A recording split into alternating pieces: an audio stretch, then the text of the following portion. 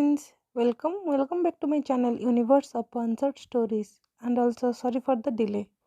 अगर आप लोगों को ये वीडियो पसंद आए तो इसे लाइक कीजिए, अपने दोस्तों के साथ शेयर कीजिए और ढेर सारे कमेंट कीजिए। आप लोगों की कमेंट दिन ब दिन घटते जा रहा है और मेरे चैनल में अगर नए हैं तो इसे सब्सक्राइब करना मत भूलिए।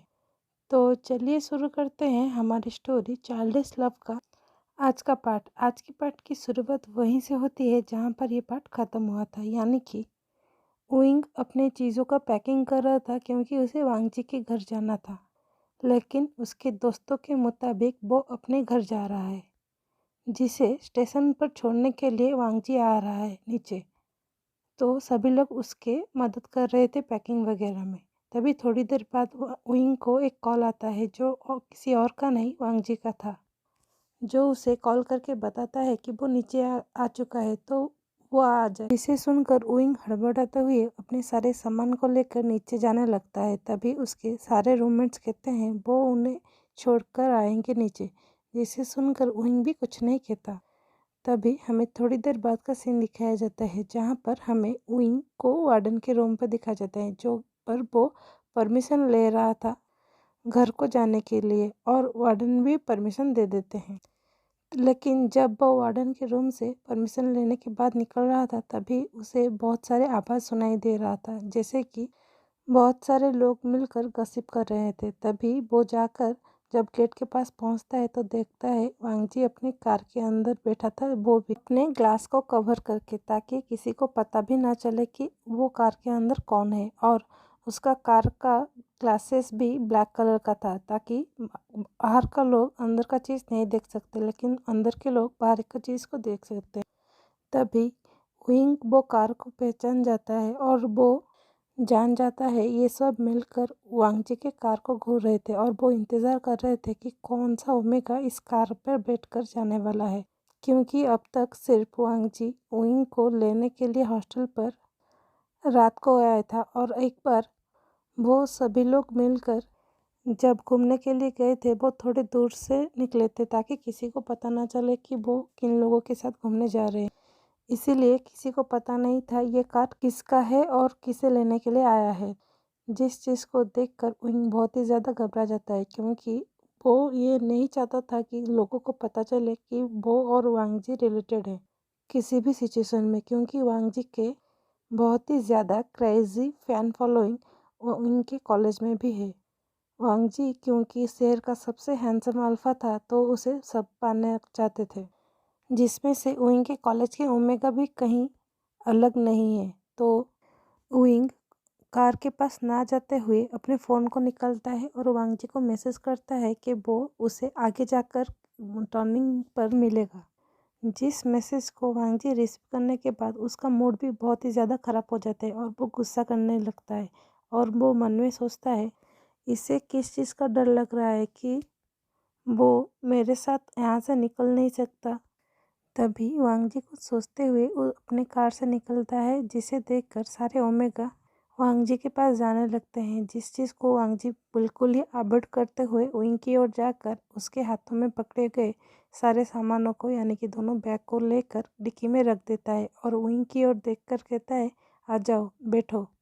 ऐसा कहते हुए वो अपने कार का डोर को भी ओपन करता है, जिस चीज़ को देखकर विंग भी थोड़ा एम्बेरस फील करता है, क्योंकि उसे पता था अब इस कॉलेज में विंग का आखिरी साल अच्छा नहीं बीतेगा और वो बुलिंग का शिकार होगा। ऐसा सोचने के साथ ही वो जाकर धीरे से वांगजी की कार के पैसेंजर सीट पर बैठ जाता है और हमारा वांगजी कार को वहाँ से भगाकर ले जाता है अपने घर की ओर। तभी हमें विंग के रूममेट्स को दिखाया जाता है, जो इस चीज़ को देखकर बहुत खुश हो गए थे। जैसे कहते हैं ना, बेगानी शादी में अब्दुल्ला दीवाना, बिल्कुल वैसे ये लोग ऐसे बर्ताव कर रहे थे जैसे वांगजी विंग का नहीं इन लोगों का बॉयफ्रेंड हो, या फिर आप ऐसे भी कह सकते हो ऐसे रिएक्ट कर रहे थे जैसे वांगजी विंग से नहीं इन लोगों से प्यार करता है। तभी लिंजाओ सारे ओमेगा को घूरते हुए कहता है तुम लोग ऐसे क्यों बिहेव कर रहे हो जैसे तुम लोग वांगजी के काबिल हो, ना तुम लोगों के पास सीरत है ना सूरत है। वांगजी के लिए हमेशा विंग ही परफेक्ट था, जो पढ़ाई के साथ साथ सारी चीज़ों में भी अच्छा हो, इसके अलावा दिखने में भी और भी अच्छा, ना कि तुम लोगों की तरह। ऐसा कहते हुए वो साओ सिंचन एंड वेनिंग को लेकर वहाँ से रूम के अंदर चला जाता है। दूसरी तरफ हमें कार का सीन दिखाया जाता है जहाँ पर विंग वांगजी की ओर घूर कर देख रहा था, जिस चीज़ को वांगजी बिल्कुल ही इग्नोर करते हुए अपना पूरा ध्यान ड्राइविंग में लगा रहा था, जिसे देखकर विंग और भी ज़्यादा फ्रस्ट्रेटेड हो जाता है और गुस्से में कहता है, वांगजी ये क्या था। तभी विंग कहता है, विंग के ऐसे रिएक्शन को देखकर वांगजी उसे घूर कर कहता है, मैं तो सिर्फ अपना होने वाला ओमेगा को लेने के लिए उसके हॉस्टल रूम पर आया था और उसके लिए कार का डोर ओपन किया। जिसे देखकर विंग चिढ़ते हुए कहता है, मैंने तुम्हें कहा था ना, मैं आगे जाकर तुम्हें मिलूंगा टर्निंग पॉइंट पर।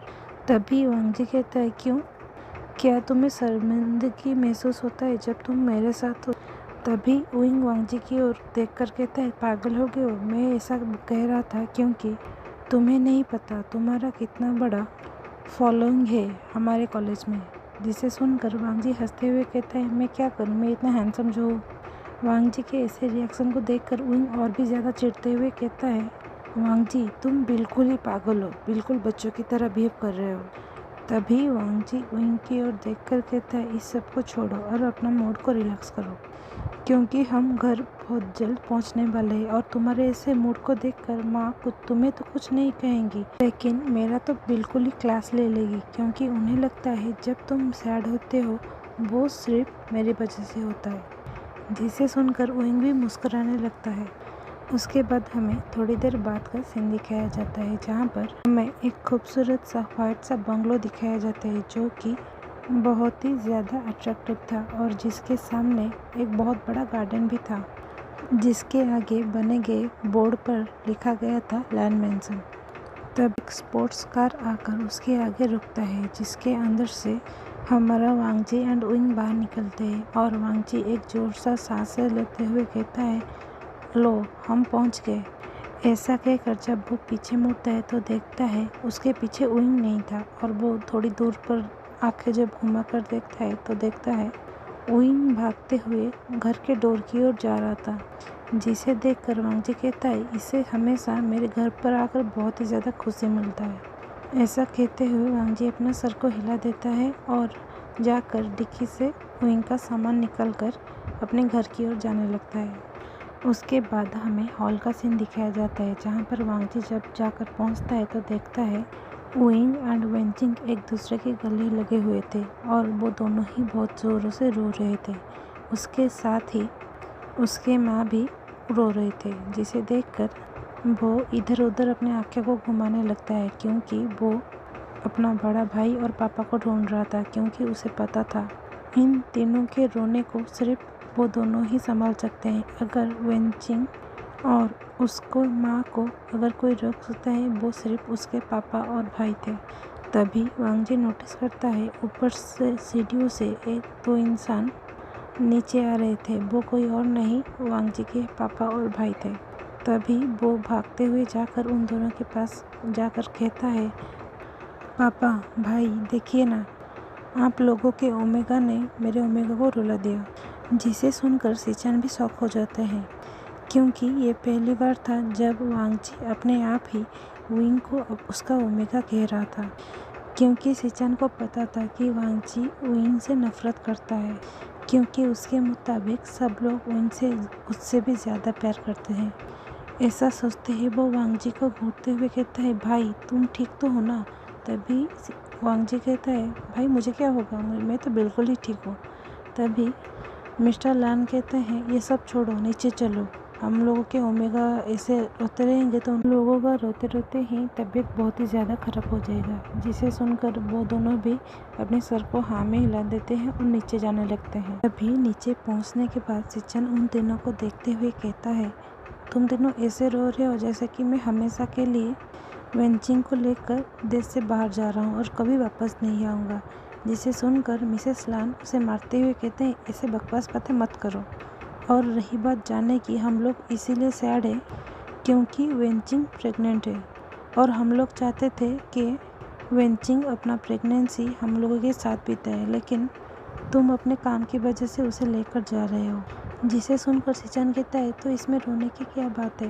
अगर आप लोगों को वेंचिंग और मेरी याद आए तो आप लोग वहाँ जा सकते हैं। मैं थोड़ी ना बहुत ही दूर रह रहा हूँ, सिर्फ एक फ़्लाइट पकड़ने की ज़रूरत है। के बाद आप लोग हमारे पास होंगे तो इसमें कोई बड़ी बात नहीं है। हाँ, रही बात वापस आने की, जब इन दोनों का शादी होगा तो हम लोग वापस ज़रूर आएंगे। जिस बात को सुनकर विंग शर्मा जाता है, जिसे वांगजी भी नोटिस करता है और वो मन ही मन खुश हो जाता है।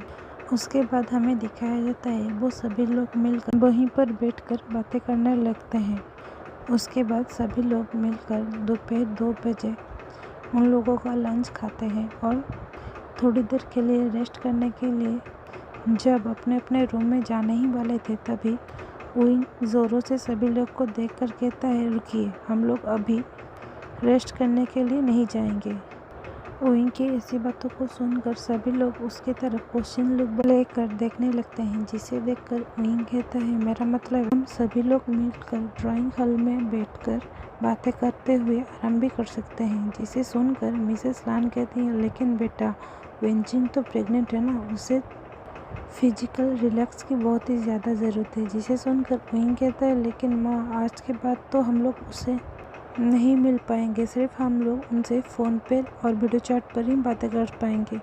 जिसे सुनकर मिसेस लान कुछ कहते हैं, तभी वेंचिंग कहते हैं, नहीं माँ, कुछ नहीं होगा, मैं आप लोगों के साथ बैठकर यहीं पर बातें करूँगा। से ही वो सभी मिलकर डाइनिंग हॉल में बैठकर मस्ती मजाक करने लगते हैं और बहुत सारे बातें भी करते हैं।